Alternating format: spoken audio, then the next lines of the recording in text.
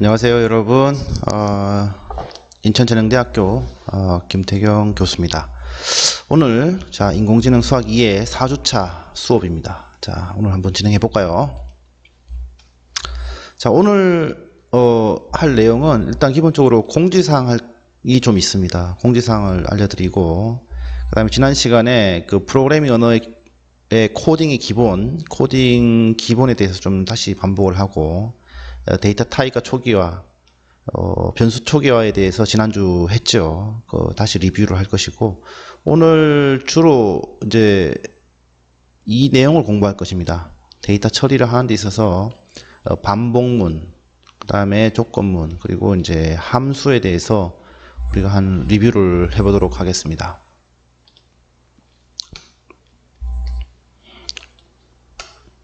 자, 공지사항은요. 자, 지금 8주차까지 할 작업 미니 프로젝트인데요. 여러분들 컴퓨터 구조 시간에 과제를 낸 것과 동일합니다. 그래서 지금 이제 4주차 공부하고 있잖아요. 그래서 지금까지 학습한 내용 중에 주제를 선택해서 3분에서 5분 분량의 동영상을 제작하고 유튜브에 등록하는 것입니다. 그래서 주제는 자유롭게 선택하면 됩니다. 여러분도 배웠던 콜앱이라든가, 그 다음에 주피터 노트북, 파이썬 그 자체에 대해서, 또는 넘파이에 대해서, 데이터 타입의 종류, 그 중에서도 좀 더 자세하게 하고 싶다 그러면은 그 리스트에 대해서, 딕셔너리에 대해서, 셋, 튜플 각각에 대해서 우리가 주제를 잡고 3분에서 5분 정도의 어떤 유튜브 컨텐츠를 만들면 되는 겁니다. 그죠? 그래서 이것을 하는 목적은 이 학습한 내용에 대한 이해도를 좀 높이자라는 거고요. 그 다음에 앞으로 여러분들 유튜브 플랫폼 활용 능력을 좀 키워야겠다, 같이. 그래서 여러분들 스스로 아마 동영상을 찍고 편집하고 올리고 모니터링하고 이런 것들을 학습하게 될 겁니다. 누군가가 가르쳐줘서 하는 게 아니고 이 영상을 만드는 과정에 여러분들 다양한 정보와 기술을 익힐 수 있게 될 겁니다. 네. 자, 프로그래밍 언어, 계속 반복해서 얘기합니다. 이 컴퓨터에게 명령을 내리는 수단이라고 있어요. 그래서 일단 우리가 필요한 도구들을 가져와서 이 변수, 데이터를 초기화하고, 그 다음에 처리를 하고 우리가 출력한다고 했습니다. 이 컴퓨터 구조의 원리와 똑같죠? 그죠? 데이터 처리를 하는 과정이에요. 그래서 데이터 타입, 처리할 데이터의 특징, 성질에 따라서, 유형에 따라서 우리는 이렇게 4개 또는 5개, 4개 정도의 타입을 했다는 겁니다. 그죠? 지난 시간에 이 리스트, 튜플, 셋, 딕셔너리에 대해서 우리가 실습을 많이 했습니다. 대부분의 데이터가 이 데이터 구조에서 저장되고 관리됩니다. 자, 리스트라고 하면, 자, 지난주 시간 이제 복습하는 거예요. 리스트 타입이라고 하면, 리스트 타입은 여러 개의 데이터를 저장할 수 있다는 겁니다. 그리고 입력된 순서가 유지가 되고, 그 다음에 들어온 값들을 우리가 수정할 수 있습니다. 또, 중복값을 허용합니다. 예. 자, 투플이라는 것은 마찬가지로 여러 개의 값을 저장한다는 것을 우리가 봤어요. 그죠? 리스트는 우리가 이렇게 했죠. 근데 튜플은 이렇게 소괄호를 이용했죠. 자, 콜렉션도 순서가 있습니다. 하지만 다른 점 뭐예요? 변경이 불가능하다는 겁니다. 자, 셋은 뭐예요? 셋도 여러 개의 값을 저장할 수 있는 구조입니다. 저장 구조인데 이것은 뭔가 하면 순서를 유지를 하지 않습니다. 예. 그리고 인덱스가 없습니다. 접근할 수 인덱스가 없고, 단 이거는 중복값을 허용하지 않습니다. 예. 알겠죠?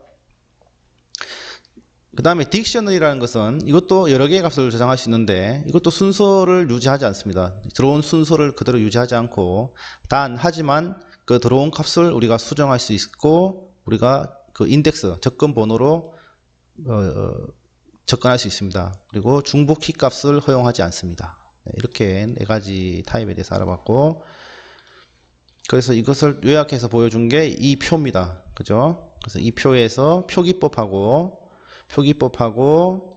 이렇게 표기를 하고, 또는 우리가 그 값을 만들 때 이러한 생성자 함수를 통해서 그 객체의 값을 초기화할 수 있다는 겁니다. 그죠? 자, 오늘 할 내용은 일단 조건문에 대해서, 조건 테스트에 대해서, 조건에 대해서 공부합니다. 그리고 이것을 제대로 활용하는, 본격적으로 활용하는 if문에 대해서 공부할 것입니다. 그 다음에 우리가 사용자 입력, 우리가 데이터를 입력받는다고 했잖아요. 입력을 받는 통로는 다양합니다. 사용자가 키보드를 쳐서 입력을 받는 경우, 그 경우에 대해서 하나 예제를 좀 만들어 보았고, 그 다음에 자, 반복해서 처리해야 된다고 했어요. 여러 개의 값들을 계속 반복해서 처리할 때 유용한 우리가 for문, while문에 대해서 좀 알아볼 거고, 그 다음에 이 함수라는 거, y는 fx 할 때 이 블랙박스 같은 입력이 있는데 그 안에서 데이터를 처리해서 우리한테 리턴을 해주는 이런 형식의 함수에 대해서 좀 알아보도록 하겠습니다. 자, 조건 테스트입니다. 조건. 그래서 컴퓨터에 이렇게 우리는 equal을 하나, none을 하나만 쓰면 이 값을 이 변수에 저장하겠다는 겁니다. 그죠? 예. 하지만 equal을 두 개를 쓰게 되면 뭐가 되는가 하면 이것이 이거와 동일하냐 안 하냐 이렇게 물은 거예요. 됐죠? 그래서 카라는 변수에 기아, KIA라는 문자열을 여기다가 저장을 하고 이 카라는 것이 이 기아라는 것과 동일하냐라고 했을 때 리턴을 true라고 합니다. 맞죠? 예. 여기는 메모리상에 있는 거고 이건 여러분이 입력하는 겁니다. 그래서 이것이 동일하냐 안 하냐를 물었을 때 이제 동일하니까 true라고 합니다. true는 1입니다. 숫자로 표현하면. 자, 카가 좀 전에 우리는 기아를 넣었는데 여기다가 현대랑 같냐 안 같냐 했을 때 다르니까 당연히 false라는 결과값이 나오게 됩니다. 0과 이게 0입니다. 그죠? 자, 그리고 컴퓨터는요, 대문자, 소문자를 다른 값으로 인식을 합니다. 예를 들어서 이 카에 현대라고 했을 때 H를 대문자로 했고요. 그 다음에 비교 대상이 소문자예요. 한 문자만 다른데 이것을 같냐 안 같냐고 했을 때 컴퓨터는 false, 다르다라고 인식을 합니다. 자, 그럴 때 우리가 이 동일한 이거를 이게 대소문자와 관계없이 비교를 하기 위해서는 이 비교 대상을 하나의 통일화시켜 주는 겁니다. 그래서 소문자로 바꿔주는 거예요. 그래서 카 변수에 있는 값을 소문자로 다 변환시키고 그 다음에 이 값으로 비교를 하면 true가 되는 겁니다. 그러면 이 변수에 들어온 대문자 h가 소문자 h가 되겠죠.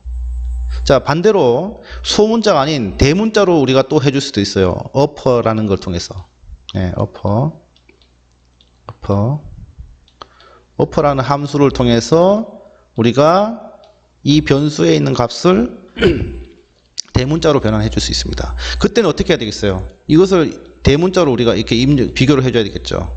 이렇게. 그죠? 이렇게 하면 이 값이 동일하다 이렇게 되겠죠. 그죠? 아시겠죠? 그래서 조건 테스트다. 이 두 개 값이 이제 이거는 지금 문자 했고요.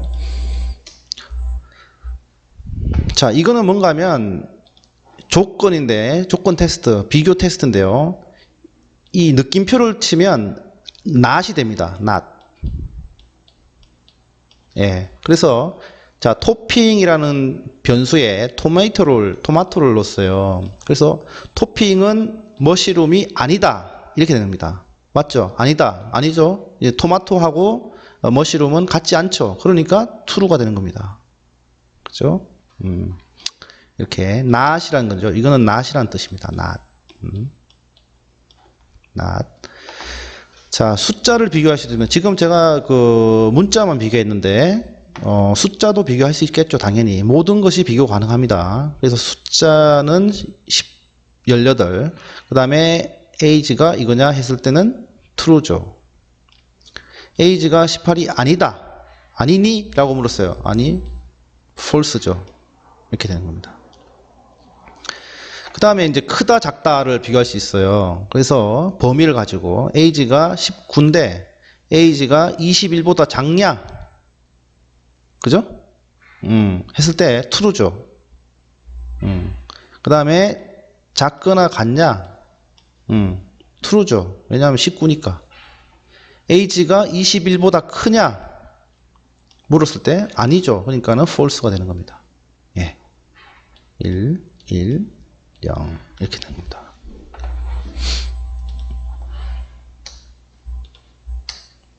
자, 그러면 조건을 하나만 할 수 있느냐? 그렇지 않아요. and와 or를 이용해서 우리가 비교할 수 있어요. 예를 들어서 age 0에는 22, age 1에는 18, 18. 그래서 이 조건과 이 조건을 우리가 동시에 만족시키면 true가 되는 거고, 이것이 만족이 되지 않으면 false가 되는 겁니다. 자, age 0이 21보다 크거나 같아요? true죠. 그죠? age 1이 21보다 크거나 같습니까? false죠.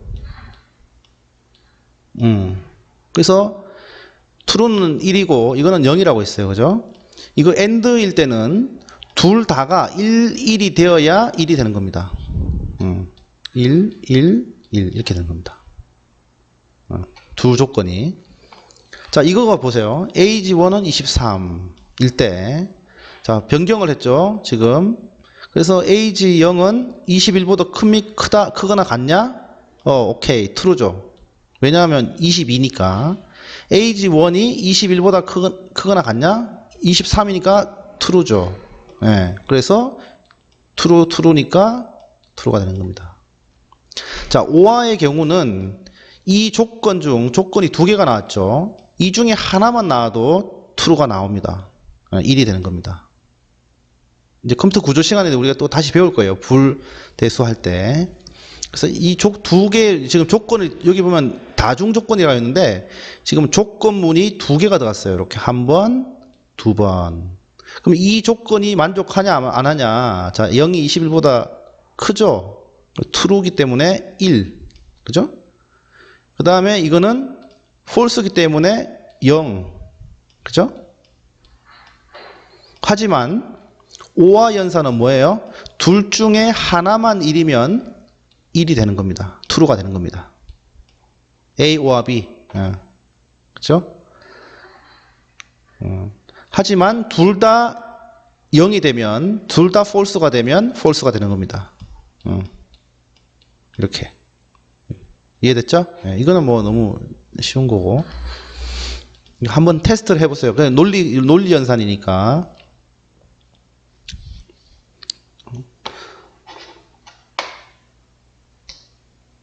그럼 한번 정리를 할까요? 그러면? 자, AND 연산 한번 AND 연산을 우리가 입력값이 두 개일 때, 그죠? 입력값이 두 개일 때, 입력값 두 개일 때, 그죠? 00이면 0이죠. 01도 0이죠. 10도 true, false도 0이죠. 11이어야 1이 되는 겁니다. true, true, true. 그죠? 이해했어요? 요 논리표. OR는 어떻게 돼요? 둘 중에 하나만 true면은 우리가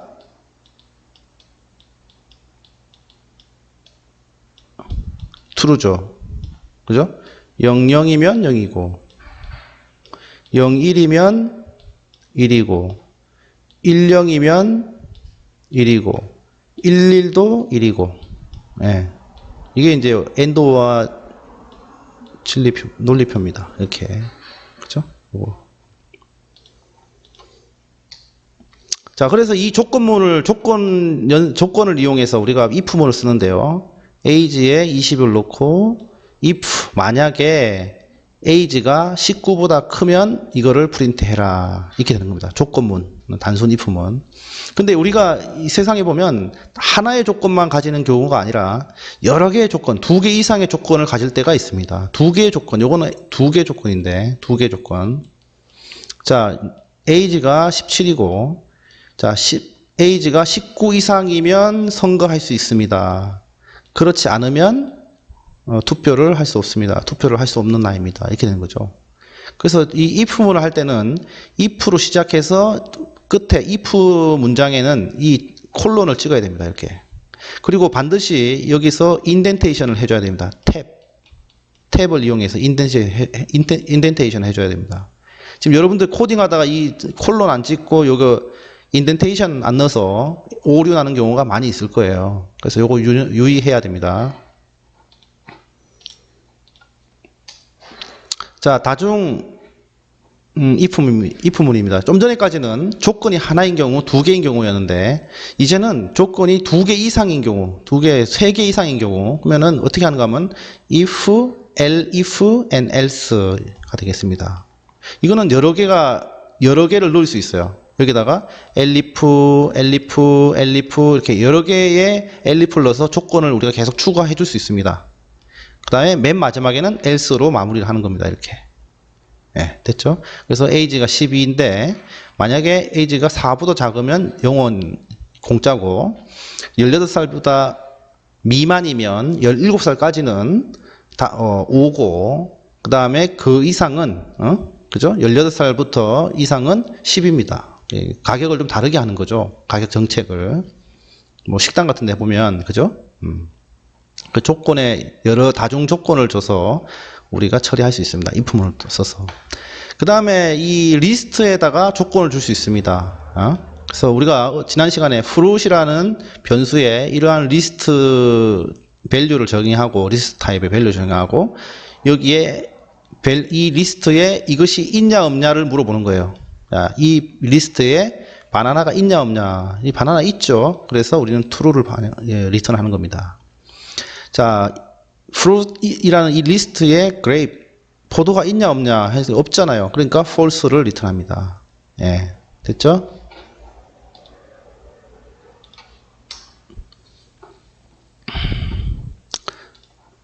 그래서 이제 우리 어쨌든 조건문을 보면 if 조건문, 그 다음에 수행할 문장, else 이렇게 되는 거죠. 근데 이 중간에 뭐라고요?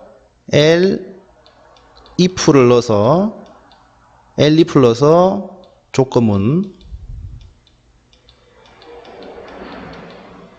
넣어서 추가적으로 더 많은 조건을 넣어줄 수 있다라는 겁니다. 네, 조건문. 그렇죠? 수행할 문장 더 넣어주고. 네. 근데 여기 not in. 리스트에 없는 값을 확인할 때는 우리가 not in을 이용합니다. 자, banned user, 우리가 금지된 유저, 사용자, 이용자, 그죠? 이렇게 해놓고, kim이라고 해놓고, 이게 없으면 게임을 할 수 있습니다. 이렇게 되는 거죠. not을 붙이면 부정이 되는 겁니다. 예, 리스트를 쓸 때 부정이에요. 좀 전에 우리가 조건을 쓸 때는 느낌표였잖아요. 숫자나 문자열을 비교할 때는. 근데 리스트를 쓸 때는 not이 되는 겁니다. 그 다음에 리스트에 값이 있는지 확인할 때는 그냥 players라고 하면 이 자체가 true가 되는 거예요. true가 되는. 만약에 여기에 이 players라는 리스트에 값이 있잖아요. 이렇게 있잖아요. 뭐 한 개 이상이라도 있으면 이렇게 해버리면 이렇게 했을 때 이것이 true가 되는 겁니다. 값이 있으면. 하지만 이 값이 없으면은 false가 되기 때문에 여기로 넘어오게 됩니다. 예. 이해됐나요? 여기 하나의 값이라도 놓고 이걸 실습해보고 여기에 없는 상태에서 실습을 해보세요. 그러면 players라고 하면 리스트 그 자체를 넣어버리면 이 자체의 리스트의 값이 있는지 없는지를 파악하게 됩니다. 코드가, 컴퓨터가. 있으면은 true를 반환하고 없으면은 0을 반환합니다. 1이면 이걸 하고 아니면 이걸 해라. 이렇게 되는 겁니다. 자, 그러면 사용자 입력하는 방법 좀 알려줄게요. 사용자 입력. 자, 입력의 방법은 다양하다고 있어요. 그래서 우리가 데이터를 가져올 때, 변수에 저장할 때, 우리가 키보드를 쳐서, 데이터를 입력할 수도 있고, 그 다음에 뭐, 외부로부터, 파일로부터 데이터를 읽어와서 변수에 저장할 수도 있고, 이렇게 다양하다고 했습니다. 그죠? 그 방법 알려. 근데 여러분도 요 실습해보면 재밌을 거예요. 이름 해놓고 인풋이라고 인풋 이름이 뭐예요 하고 프린트 해보면 우리가 이거를 실행하는 순간 뭔가 하나 떠요. 이렇게 이름이 뭐예요 하고 여기 공간이 이렇게 뜹니다. 이렇게 빈 박스가. 그리고 여기다가 변수를 넣으면 값을 넣으면 이렇게 출력이 되는 겁니다. 한번 실습을 해보세요. 자, 이렇게 하면 좋은 점이 뭐예요? 우리가 가변적으로, 이 변수의 가변적으로 우리가 원하는 값들을 키보드로 입력을 시켜줄 수 있다는 겁니다. 자, 그러면 문자열도 넣을 수 있고 숫자도 넣을 수 있습니다. 하지만 우리가 이 숫자를 처리할 때는 우리가 입력하는 그 자체가 일단은 문자열이기 때문에 이 문자를 숫자로 변환을 해줘야 됩니다. 이때 우리가 쓰는 것이 int라는 함수입니다. 요게 들어갈 때는 문자열이잖아요. 근데 문자열을 숫자로 변환해야 우리 숫자 비교를 할 수 있어요. 문자는 크다 작다를 비교하는 용도가 아니잖아요. 그래서 크다 작다를 비교할 때는 우리가 이 숫자로 변환을 해줘야 되는데 그때 이 문자를 숫자로 변환해 줄 때 우리는 int라는 함수를 이용합니다. 네, 됐습니다. 자, while문입니다. 이제 반복해야 되겠죠. 그래서 자, 우리가 값을 가져와서 처리할 데이터를 변수에 놓고 그죠? 사용자로부터 입력을 받아요. 유저 입력을 받아서 여기에 데이터가 이렇게 저장되고요. 그럼 여기에 뭐 여러 개의 데이터가 처리해 있을 텐데 이것을 반복해서 뭔가를 처리해 줄 수 있는 기능이 있어야 되겠죠. 그죠? 사람 컴퓨터의 목적이 대용량 처리, 많은 자료를 빨리 반복적으로 할 수 있도록 하는 게 목적이잖아요. 그때 쓰는 것이 이제 while문이라는 겁니다. 반복을 시키는데 조건이 있어야 될 거 아니에요. 언제까지 뭔가를 반복시켜라 이거거든요. 그 while문은 while하고 조건을 주고 이 조건이 만족할 때까지 아래에 있는 문장을 반복해서 수행하는 겁니다. 이렇게 반복해서. 예를 들어서 자, current value라는 거에 1을 넣어놓고 자, 조건을 줍니다. while 조건. 이 값이 5 이하일 때까지. 그럼 5보다 크면은 이제 안 돌아가네요. 그죠? 그래서 자, 출력합니다. 현재 값을 1 출력하고 그 다음에 현재 값에다가 2를 더합니다. 그럼 2가 되죠. 그 다음에 여기 또 올라오니까 그럼 2가 되잖아요.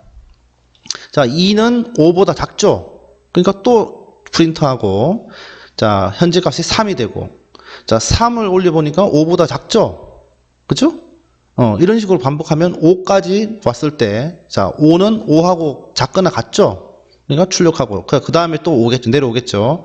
그리고 6이 됩니다. 여기서 6이 됐을 때 어떻게 돼요? 자, 5보다 크잖아요. 그러니까는 조건이 안 맞기 때문에 이제 끝나는 겁니다. 네. 그래서 이렇게 출력이 1, 2, 3, 4, 5가 이렇게 출력이 되게 되겠습니다. 자, 반복해서 사용자 입력받기. 자, 보세요. 자, 이거 같은 경우는 자, msg라는 문자 변수에 빈값을 넣고 while 반복합니다. 언제까지? 문자열에 msg라는 문자열에 퀴시 아니면 이걸 반복하라는 거예요. 그래서 자, 시작했을 때는 MSG가 퀴시 아니잖아요. 그죠? 여기 지금 저장되어 있는 게 빈 값이잖아요. 아니니까 이것을 실행합니다. 실행하고 유저가 뭔가 값을 넣겠죠. 그리고 메시지를 뿌립니다. 또 들어와 보니까 MSG가 이 퀴시 아니에요. 그럼 또 실행하고 이렇게 반복해서 입력 값을 받을 수 있습니다.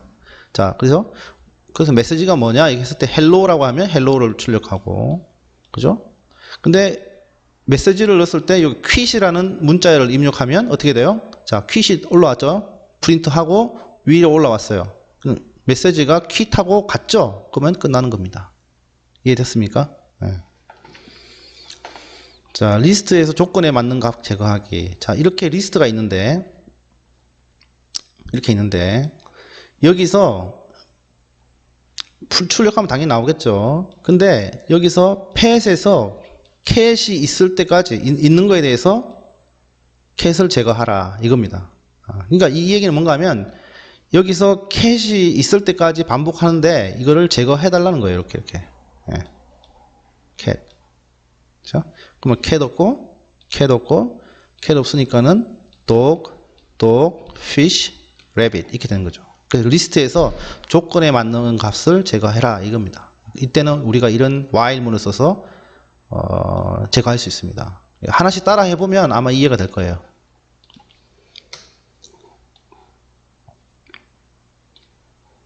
이렇게 됐죠. 동일한 거네요. 자, for문입니다. for문. 이 for문도 반복해서 처리하는 거예요. 예, 반복해서. 그래서 이 for문은 for하고 여기 변수를 넣고 또는 list, tuple 또는 문자열 또는 여기에 dictionary 다 들어갈 수 있죠. 예. 그래서 자, for문에 이 변수에다가 하나씩 예, range라고 하면 0에서 9까지거든요. 그러면 하나씩 출력하는 겁니다. 이렇게 되고요. 그래서 1에서 100만까지 숫자 리스트를 생성한다라고 했을 때는 또 뭐 레인지를 이용하면 이렇게 만들 수도 있어요. 이렇게. 그러면 리스트라는 이 넘버라는 변수에 1부터 100만까지의 값이 1, 2, 3 이렇게 해서 100만까지 의 숫자가 리스트 안에 이렇게 들어가게 되는 겁니다. 그래서 range라는 함수를 우리가 그 범위를 숫자를 생성할 때 이렇게 많이 씁니다. 그 다음에 참고로 통계 함수 하나 좀 알려드릴게요.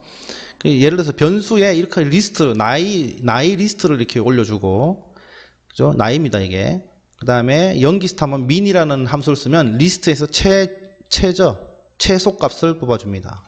그 다음에 max 값을 넣어주면 최대 값을 뽑아줍니다. sum이라고 하면 이 나이의 합을 구해줍니다. 이렇게. 그리고 average라는 함수가 불행하게도 파이썬에는 없어서 이런 식으로 sum에다가 이 개수로 나누면 되는 겁니다. len이라고 하면 len에 age를 하게 되면 이 age 리스트에 개수가 나옵니다. 개수. 예. 몇 개의 이 엘리먼트 숫자가 있는지를 리턴해 줍니다. 나눠주면 평균이 나오는 거죠. 이렇게. 자, 함수입니다. 함수입니다. 이 함수는 이런 거예요. 뭔가 입력이 됐을 때 뭔가 블랙박스처럼 처리를 해서 이렇게 리턴을 해주는 거예요. 이렇게. 그래서 이거를 모듈화를 해준다 이렇게 얘기를 하는데 모듈화. 자주 사용되는 것들 우리 예를 들어서 여기 이전 슬라이드에서요. 저 함수란 말 썼어요. min age라고 했잖아요. 근데 min이라는 이 함수는 이거는 우리가 만든 게 아니에요. 누군가가 만들어 놨어요. 맞죠? 그러니까 갖다 쓰는 거예요. 재사용하는 거예요. 자주 쓰는 기능이기 때문에. 우리는 이 min이라는 함수를 구현한 적이 없고 누군가가 만들어 놓은 걸 그대로 호출해서 사용하는 겁니다. 여기 이 함수에다가 이 리스트를 넣기만 하면 이 함수 내부에 이 중에 최소값을 뽑아서 리턴해 주는 거예요. 우리가 구현할 필요가 없는 거죠. 그죠? 재사용을 위해서 자주 사용되는 기능을 이렇게 하나로 함수로 만들어 놓고 입력값과 리턴값, 출력값만 알면 되는 거예요. 내부에 어떻게 구현했는지 우리가 알 필요가 없는 겁니다. 자, 그래서 이제 우리도 함수를 만들 수 있어요. 사용자도 이미 기존에 누군가가 만들어 놓은 거를 쓸 수만 있는 거 아니고 우리가 자체적으로 함수를 선언해서 만들어 줄 수 있습니다. 그래서 def라는 키워드를 써서 요 뒤에 함수명, 나의 함수명을 쓰고 여기에 전달할 매개 변수, 인자를 넣고 이 데이터, 여기가 데이터죠. 데이터를 여기다가 넘기면 이서 데이터를 처리를 해서 처리한 결과를 우리가 되돌려 주는 겁니다. 또는 되돌려 주지 않고 그냥 여기서 끝내버려도 상관없어요. 예. 그래서 뭐 어떤 데서는 뭐 함수라는 말도 있고 프로시저라는 말도 있고 그래요. 그래서 함수는 뭐 리턴 값이 있다. 이렇게 반환하는 리턴 값이 있을 때 뭐 함수라고 한다. 뭐 프로시저는 이 리턴 값이 없을 때 프로시저라고 하는데 이 파이썬에서는 그냥 다 함수입니다. 함수. 그냥 함수라고 생각하면 돼요. 예를 들어서 우리가 함수 greet user라는 함수를 정의를 하고 그 안에 수행할 문장으로 print hello라고 해요. 그리고 여러분들이 그냥 그릿 유저 하면 이게 그냥 한 번 실행이 되는 겁니다. 이거를 10번 실행하든 100번 실행하든 동일하게 이 안에 있는 함수 안에 있는 그 코드들이 실행이 되는 겁니다. 반복해서. 이해됐죠? 근데 여기서는 우리가 데이터를 전달 안 했잖아요. 이 그릿 유저라는 함수에. 근데 우리가 데이터를 전달할 수도 있습니다. 이렇게 유저 네임이라는 변수, 매개 변수를 이용해서 자, 그릿 유저에 요 값을 던져주면 이 코드에서는 헬로 변수, 매개 변수를 해주는 겁니다. 이해됐죠? 네. 그래서 함수는 마치 재사용을 위해서 자주 사용되는 기능을 하나로 묶어놓고 재사용하기 위해 많이 이용된다. 그래서 지금 이렇게 하는 것은 여러분들이 직접 함수를 만든다고 해서 사용자 정의 함수다 이렇게 얘기를 해요. 알겠죠? 네. 그리고 좀 전에 수학 함수 같은 경우는 자, 파이썬이 기본적으로 제공해 주잖아요. 내장 함수라고 합니다. 내장 함수. 네. 알겠죠? 자, 파라미터 이제 접근 방법인데 이게 매개 변수라고 있어요. 이렇게 우리가 이제 호출하는 쪽에서 이렇게 이게 이제 함수를 호출한다고 하거든요. 여기 함수를 정의했죠. definition하고 describe, pat이라는 함수를 정의했는데 이 함수는 두 개의 인풋을 받아요. 예. input 1, 두 개의 v1, 변수 1, 변수 2. 그러면 이 함수를 호출할 때는 두 개의 값을 넣어줘야 되겠죠. 이렇게. 그죠? 그래서 내가 이렇게 정의를 해놨고 자, describe pat이라는 함수를 호출할 때는 두 개의 값을 던지면 되는 겁니다. 이게 맞아야 매치가 돼야 되거든요. 이렇게 맞아야 되잖아요. animal, name 이렇게. 그죠? 자, 그래서 통상 이것이 일반적인 방식이에요. 이 함수를 호출할 때는 이 변수, 매개 변수의 순서에 맞춰서 이렇게 던져주면 됩니다. 이렇게. 그러면 이 함수가 호출돼서 여기에 있는 구문이 실행이 되는 겁니다. 이렇게 호출할 수도 있고 내가 호출할 때 파라미터 매개 변수의 이름을 지정해서 할 수 있어요. 첫 번째는 애니멀, 두 번째 네임인데 이거 순서를 바꿔서 호출할 수 있는데 순서를 바꿀 때는 반드시 매개 변수의 이름을 앞에 써주면은 됩니다. 예를 들어서 describe pat이라는 함수에 매개 변수가 뭔지 잘 정확히 몰라. 뭔지는 알겠는데 순서를 몰라요. 그럴 경우는 이렇게 쓰면 편리하겠죠. 예. 그럴 때는 이 매개 변수 이름, 파라미터 이름을 이용해서 호출할 수 있습니다. 자, 그리고 이 매개 변수의 디폴트 값을, 기본 값을 정해줄 수 있어요. 예를 들어서, 자, 나는 하나의 값은 전달하는 거예요. 이름만 전달하는데, 그리고 그 애니멀은 항상 개예요. 도구인데, 그러면 이 강아지를 관련된 이름을 호출할 때는 이걸 안 쓰고 이름만 넣어주면 되는 겁니다. 알겠죠? 그 다음에 파라미터를 사용하지 않을 때는 여기다가 none이라는 것을 넣어주면 사용 안 해도 되는 겁니다. 예, 옵션, 선택사항이 돼버리는 거예요. 옵션, 선택사항이 되는 겁니다. 꼭 안 넣어도 돼요. 그냥 애니멀만 호출해도 문제가 없는 겁니다. 예. 두 개를 다 해도 되고 앞에 있는 애니멀 변수의 값을 하나만 던져도 문제가 없는 거죠. 네.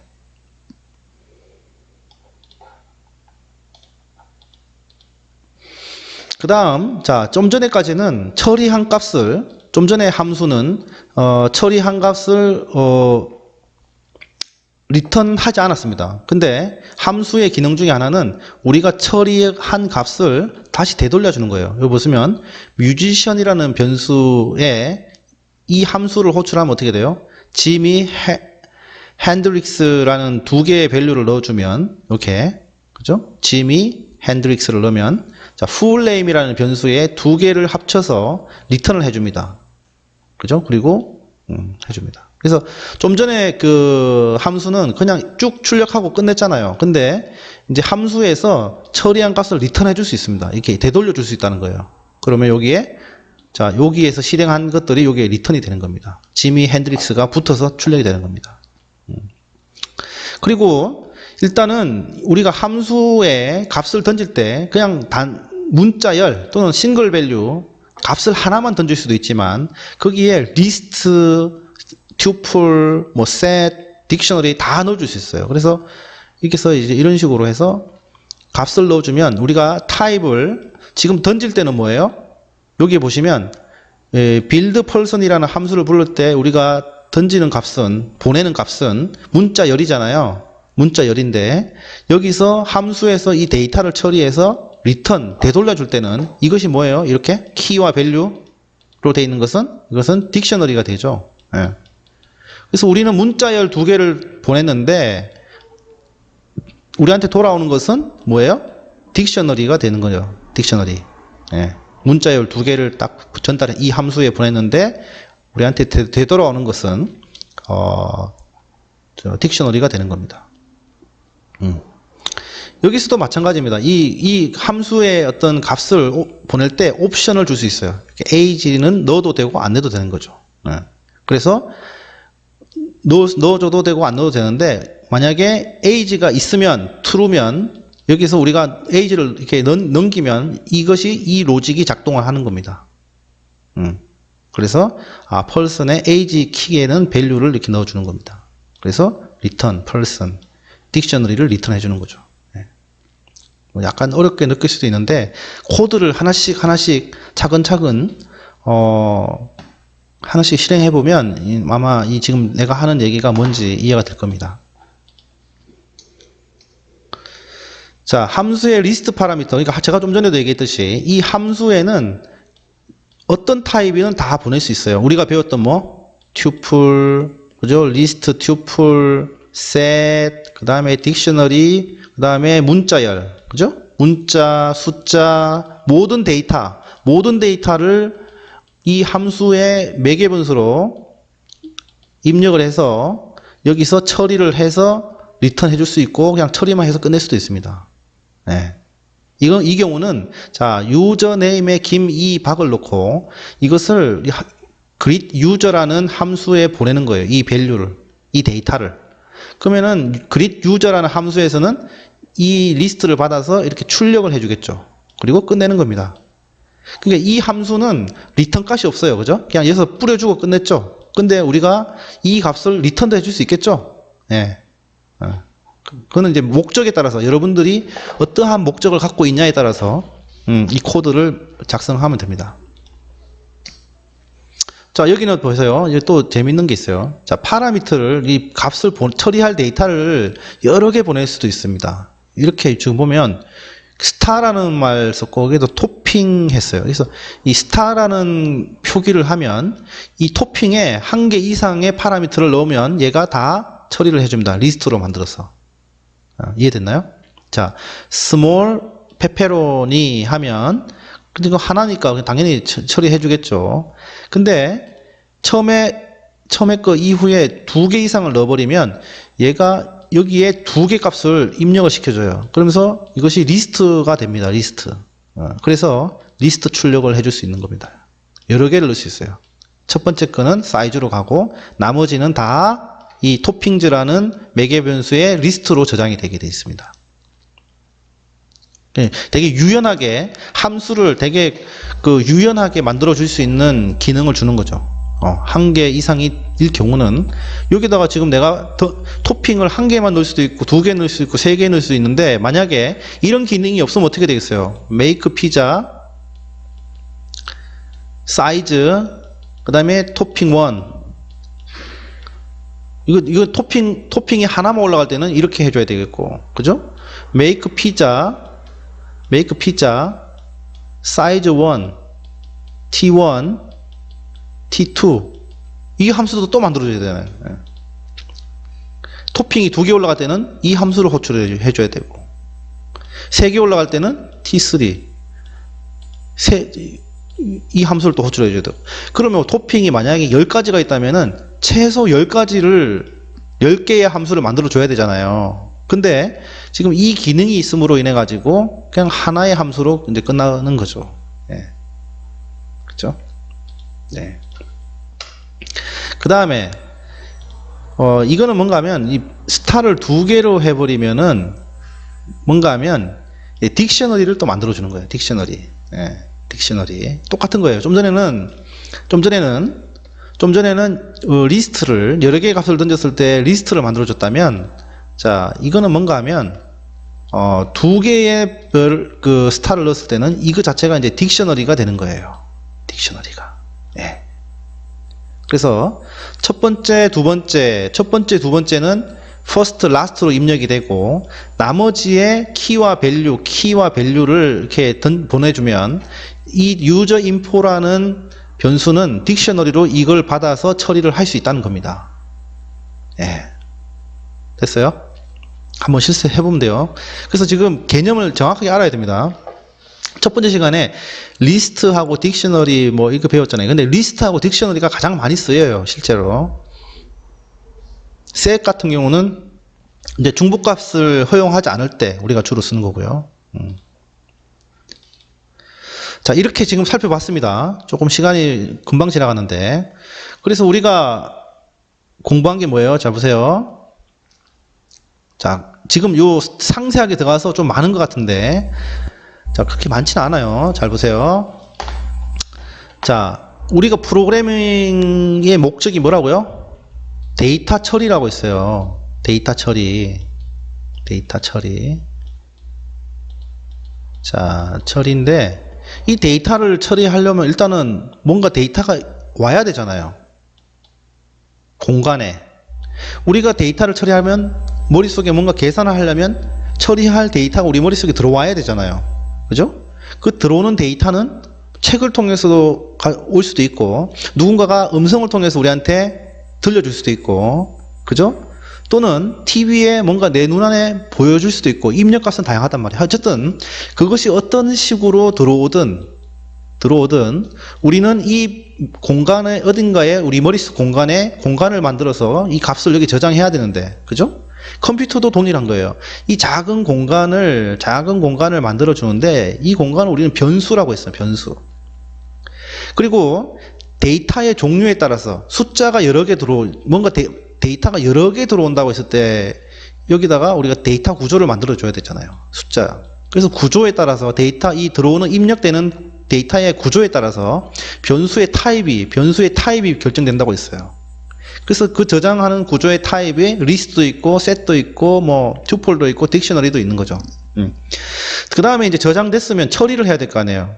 그죠? 인풋이 됐으면 이제 프로세싱을 해야 되는데, 자, 저장된 데이터를 아무 조건 없이 100% 처음부터 끝까지 다 처리하면 뭐 문제가 없겠지만, 근데 이 들어온 값에 대해서 어떤 조건을 줘서 특정 데이터만 처리를 하게 하려면 이런 조건문이 있어야 되는 거예요. if문.